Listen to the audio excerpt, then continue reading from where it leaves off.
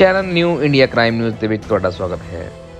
ਖੇਤੀ ਕਾਨੂੰਨਾਂ ਦੇ ਖਿਲਾਫ ਜ਼ਿਲ੍ਹਾ ਗੁਰਦਾਸਪੁਰ ਦੇ ਸਰਹੱਦੀ ਕਸਬਾ ਡੇਰਾ ਬਾਬਾ ਨਾਨਕ 'ਚ ਸੰਯੁਕਤ ਕਿਸਾਨ ਮੋਰਚੇ ਦੇ ਬੈਠਣ ਹੇਠ ਕਿਸਾਨਾਂ ਵੱਲੋਂ ਇੱਕ ਕਿਸਾਨ ਸਭਾ ਕੀਤੀ ਗਈ, ਜਿਸ ਵਿੱਚ ਅਭਿਨੇਤਾ ਯੋਗਰਾਜ ਸਿੰਘ ਦੇ ਇਲਾਵਾ ਕਿਸਾਨ ਆਗੂਆਂ ਸਮੇਤ ਵੱਡੀ ਗਿਣਤੀ ਵਿੱਚ ਕਿਸਾਨਾਂ ਵੱਲੋਂ ਸ਼ਮੂਲੀਅਤ ਕੀਤੀ ਗਈ। ਉੱਥੇ ਇਸ ਮੌਕੇ ਫਿਲਮੀ ਅਭਿਨੇਤਾ ਯੋਗਰਾਜ ਸਿੰਘ ਨੇ ਪੱਤਰਕਾਰਾਂ ਨਾਲ ਗੱਲਬਾਤ ਕਰਦਿਆਂ ਹੋਏ ਕਿਸਾਨੀ ਅੰਦੋਲਨ ਦੇ 100 ਦਿਨ ਪੂਰੇ ਹੋਣ ਉੱਤੇ ਕਿਹਾ ਕਿ ਜੇ ਇਤਿਹਾਸ ਵਿੱਚ ਵੇਖਿਆ ਜਾਵੇ ਤਾਂ ਆਪਣੇ ਹੱਕਾਂ ਨੂੰ ਲੈ ਕੇ ਸ਼ੁਰੂ ਕੀਤੇ ਗਏ ਅਜਿਹੇ ਅੰਦੋਲਨ ਕਾਫੀ ਲੰਬਾ ਚੱਲਦੇ ਹਨ ਅਤੇ ਇਹ ਕਿਸਾਨੀ ਅੰਦੋਲਨ ਹੁਣ ਸਭ ਦਾ ਅੰਦੋਲਨ ਬਣ ਚੁੱਕਾ ਹੈ। ਇਸ ਦੇ ਨਾਲ ਹੀ ਯੋਗਰਾਜ ਸਿੰਘ ਦਾ ਕਹਿਣਾ ਸੀ ਕਿ ਜਿਨ੍ਹਾਂ ਲੋਕਾਂ ਨੂੰ ਖੇਤੀ ਬਾਰੇ ਵਿੱਚ ਕੁਝ ਪਤਾ ਨਹੀਂ, ਉਹ ਮੰਤਰੀ ਪਦ ਉੱਥੇ ਬੈਠੇ ਹਨ ਅਤੇ ਅਜਿਹੇ ਲੋਕ ਕਿਸਾਨੀ ਫੈਸਲੇ ਲੈ ਰਹੇ ਹਨ। ਇਸ ਦੇ ਨਾਲ ਹੀ ਯੋਗਰਾਜ ਸਿੰਘ ਨੇ ਪੰਜਾਬੀ ਮੀਡੀਆ ਦਾ ਧੰਨਵਾਦ ਕਰਦੇ ਹੋਏ ਕਿਹਾ ਕਿ ਦੀਪ ਸਿੱਧੂ ਅਤੇ ਲੱਖਾ ਸਿਧਾਣਾ ਅਤੇ ਹੋਰ ਅਭਿਨੇਤਾ, ਸਿੰਗਰ ਅਤੇ ਜਿਸ ਕਿਸੇ ਨੇ ਵੀ ਕਿਸਾਨੀ ਅੰਦੋਲਨ ਵਿੱਚ ਸਹਿਯੋਗ ਦਿੱਤਾ ਹੈ, ਉਹ ਕਿਸਾਨਾਂ ਅਤੇ ਕਿਸਾਨੀ ਅੰਦੋਲਨ ਹਿਤੈਸ਼ੀ ਹੈ ਅਤੇ ਉਹਨਾਂ ਉੱਤੇ ਉਂਗਲ ਚੁੱਕਣ ਦੀ ਬਜਾਏ ਇਕਜੁੱਟ ਹੋ ਕੇ ਏਕਤਾ ਦੇ ਨਾਲ ਇਸ ਅੰਦੋਲਨ ਨੂੰ ਕਾਮਯਾਬ ਵੱਲੋਂ ਕੀਤਾ ਜਾਵੇ। ਤੁਸੀਂ ਦੇਖ ਰਹੇ ਹੋ channel new India crime news. Batala ਤੋਂ ਗੌਰਵ ਸੇਠ ਲੱਕੀ ਦੇ ਨਾਲ ਵਰੁਣ ਗੈਂਦਰ ਦੀ ਖਾਸ ਰਿਪੋਰਟ। ਚੈਨਲ ਨੂੰ ਸਬਸਕ੍ਰਾਈਬ ਕਰਨਾ ਨਾ ਭੁੱਲਣਾ। ਕਈ ਵਾਰੀ ਅੰਦੋਲਨ ਬੜੇ ਲੰਬੇ ਚਲੇ ਜਾਂਦੇ ਆ। 1907 ਦੇ ਵਿੱਚ ਸ਼ਾਇਦ ਤੁਹਾਨੂੰ ਹਿਸਟਰੀ ਦਾ ਪਤਾ ਹੋਵੇ, ਉਦੋਂ ਵੀ ਅੰਦੋਲਨ ਚੱਲਿਆ ਸੀ ਜਦ ਭਗਤ ਸਿੰਘ ਦੇ ਚਾਚਾ ਜੀ ਤੇ ਭਗਤ ਸਿੰਘ ਜੀ ਦੇ ਪਿਤਾ ਜੀ ਸਰਦਾਰ ਕਿਸ਼ਨ ਸਿੰਘ ਤੇ ਸਰਦਾਰ ਅਜੀਤ ਸਿੰਘ ਉਹਨਾਂ ਨੇ ਇਹੀ ਬਿੱਲ ਸੀ ਤੇ ਬਿੱਲ ਥੋੜ੍ਹੇ ਜਿਹੇ ਹੋਰ ਵੀ ਗਲਤ ਸੀ ਕਿਉਂਕਿ ਉਹਨਾਂ ਨੇ ਫਸਲਾਂ ਤੇ ਟੈਕਸ ਵੀ ਲਾਇਆ ਸੀ।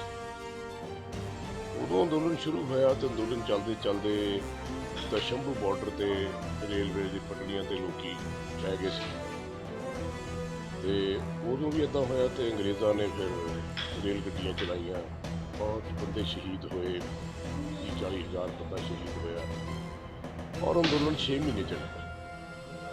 6 ਮਹੀਨੇ ਤੋਂ ਬਾਅਦ ਉਹ 3 ਮਹੀਨੇ ਹੋਰ ਐਕਸਟੈਂਡ ਹੋ ਗਏ। ਬਹੁਤ ਜ਼ੁਲਮ ਹੋਇਆ, ਬਹੁਤ ਅੰਗਰੇਜ਼ਾਂ ਨੇ ਜ਼ੋਰ ਲਾਇਆ ਔਰ ਬੜੇ ਤਸੀਹੇ ਲੋਕਾਂ ਨੂੰ ਦਿੱਤੇ, ਬੜੀਆਂ ਸ਼ਹਾਦਤਾਂ ਹੋਈਆਂ ਤੇ ਉਸ ਤੋਂ ਬਾਅਦ 9 ਮਹੀਨੇ ਬਾਅਦ ਉਹਨਾਂ ਬਿੱਲ ਵਾਪਸ ਲੈ ਲਿਆ। ਸੋ ਜੇ ਆਪਾਂ ਅਨੰਦਪੁਰ ਸਾਹਿਬ ਦੀ ਲੜਾਈ ਦੀ ਗੱਲ ਕਰੀਏ ਤਾਂ 9 ਮਹੀਨੇ 10 ਲੱਖ ਦਾ ਘੇਰਾ ਪਿਆ ਰਿਹਾ ਫੌਜ ਦਾ। ਗੁਰੂ ਸਾਹਿਬ ਆਪਣੇ ਬੱਚਿਆਂ ਨਾਲ, ਸਿੰਘਾਂ ਨਾਲ, ਆਪਣੇ ਪਰਿਵਾਰ ਨਾਲ ਚੜ੍ਹਦੀ ਕਲਾ 'ਚ।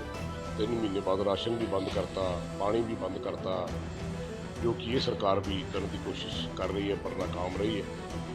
ਔਰ ਕੋਈ ਐਸੀ ਗੱਲ ਨਹੀਂ।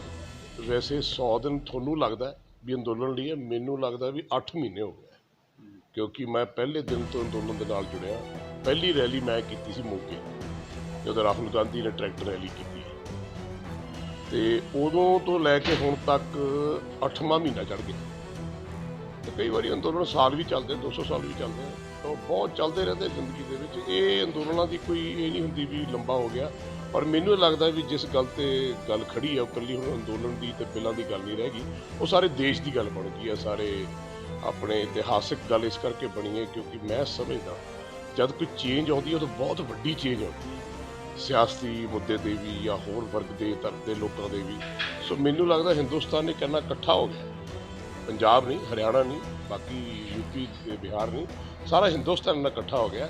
ਔਰ ਜਿੱਥੇ ਅਪਰਾਈਜ਼ਿੰਗ ਹੁੰਦੀ ਹੈ, ਜਿੱਥੇ ਇਹੋ ਜਿਹੇ ਅੰਦੋਲਨ ਚੱਲਦੇ ਨੇ, ਉੱਥੇ ਕਿਤੇ ਨਾ ਕਿਤੇ ਆ ਕੇ ਸਿਰਫ ਮੈਨੂੰ ਡਰ ਹੀ ਲੱਗਦਾ ਕਿਤੇ ਸਿਵਲ ਵਾਰ ਨਾ ਹੋ ਜਾਵੇ ਕਿਉਂਕਿ ਹਿੰਦੁਸਤਾਨ ਦੇ ਵਿੱਚ ਜੇ ਸਿਵਲ ਵਾਰ ਹੋਈ ਤਾਂ ਹਿੰਦੁਸਤਾਨ ਉਹਦੇ ਵਾਸਤੇ ਤਿਆਰ ਨਹੀਂ ਹੈ। ਸਰ, ਜਿਸ ਤਰੀਕੇ ਦੀ ਸਰਕਾਰ ਨੇ ਕੇਂਦਰ ਦੇ ਵਜ਼ੀਰ ਖੇਤੀਬਾੜੀ ਦੇ ਕਰਦੇ ਨੇ ਕਿਸਾਨਾਂ ਨੂੰ, ਉਹਨੂੰ ਕਿਸ ਤਰ੍ਹਾਂ ਦੇਖਦੇ? ਦੇਖੋ, ਪਹਿਲੀ ਗੱਲ ਇਹ ਹੈ ਕਿ ਜਿਹੜੀ ਚੀਜ਼ ਤੁਸੀਂ ਆਪ ਜ਼ਿੰਦਗੀ 'ਚ ਨਾ ਕੀਤੀ ਹੋਵੇ ਨਾ, ਉਹਦਾ ਤੁਹਾਨੂੰ ਪਤਾ ਨਹੀਂ ਹੁੰਦਾ। ਵਜ਼ੀਰ ਉਹਨੂੰ ਬਣਾਉਣਾ ਚਾਹੀਦਾ ਹੈ ਜਿਹੜਾ ਬੰਦਾ ਜੜ੍ਹ ਨਾਲ ਜੁੜਿਆ ਹੋਵੇ। ਸਪੋਜ਼ ਤੁਸੀਂ ਹੋ ਜਾਂ ਮੈਂ, ਆਪਾਂ ਜੇ ਖੇਤੀ ਕੀਤੀ ਹੋਈ ਹੈ, ਆਪਣੇ ਪੁਰਖਾਂ ਨੇ ਖੇਤੀ ਕੀਤੀ ਹੋਈ ਹੈ ਤਾਂ ਆਪਾਂ ਨੂੰ ਉਹਦਾ ਪਤਾ ਹੋ। ਤੇ ਜੇ ਆਪਾਂ ਨੂੰ ਵਜ਼ੀਰ ਬਣਾਇਆ ਜਾਊਗਾ, ਆਪਾਂ ਦਰਦ ਵੀ ਸਮਝਾਂਗੇ, ਉਹਦੇ ਅਧਿਕਾਰ ਵੀ ਸਮਝਾਂਗੇ, ਉਹਦੇ ਫਾਇਦੇ ਨੁਕਸਾਨ ਵੀ ਸਮਝਾਂਗੇ। ਜਿਹੜੇ ਬੰਦਿਆਂ ਨੇ ਖੇਤੀ ਕੀਤੀ ਨਹੀਂ, ਜਿਹੜੇ ਬੰਦਿਆਂ ਨੂੰ ਐਗਰੀਕਲਚਰ ਦੇ ਸਪੈਲਿੰਗ ਨਹੀਂ ਆਉਂਦੇ, ਜਿਨ੍ਹਾਂ ਨੂੰ ਇਹਦਾ ਮਹੱਤਵ ਹੀ ਨਹੀਂ ਪਤਾ, ਉਹ ਲੋਕ ਮੰਤਰੀ ਬਣੇ ਹੋਏ ਆ, ਉਹ ਕਿਸ ਤਰ੍ਹਾਂ ਇਸ ਤਕਲੀਫ ਨੂੰ ਸਮਝ ਸਕਦੇ ਨੇ? ਆ ਗਏ।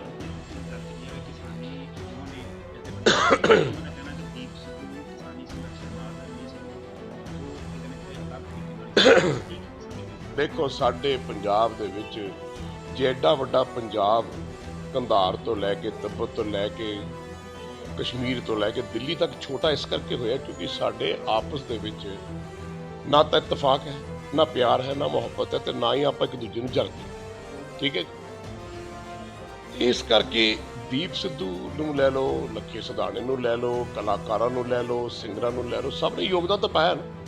ਸ਼ੰਭੂ ਬਾਰਡਰ ਤੇ ਜਾਂ ਦੂਜੇ ਬਾਰਡਰਾਂ ਤੇ ਤੁਸੀਂ ਵੀ ਦੇਖਿਆ, ਤੁਸੀਂ ਵਾਜਬ ਲੋਕ ਹੋ, ਸਾਡੇ ਮੀਡੀਆ ਵਾਲੇ, ਤੁਹਾਡੇ ਕਰਕੇ ਹੀ ਬਹੁਤ ਵੱਡੀ ਗੱਲ ਬਣੀ ਹੈ। ਮੈਂ ਤੁਹਾਨੂੰ ਧੰਨਵਾਦ ਦਿੰਦਾ।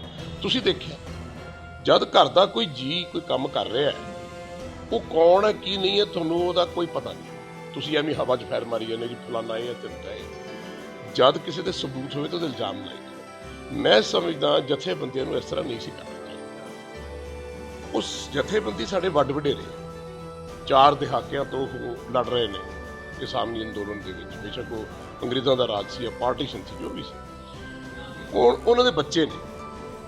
ਮੈਂ ਉਹਦੀ ਜਗ੍ਹਾ ਹੁੰਦਾ ਤਾਂ ਮੈਂ ਕਹਿੰਦਾ ਦੇਖੋ ਜੀ, ਸਾਨੂੰ ਨਹੀਂ ਪਤਾ ਕੌਣ ਕੀ ਹੈ, ਇਹ ਤਾਂ ਬਾਅਦ 'ਚ ਪਤਾ ਲੱਗੂਗਾ, ਵਕਤ ਆਏ ਤਾਂ ਸਭ ਦਾ ਪਤਾ ਲੱਗਦਾ।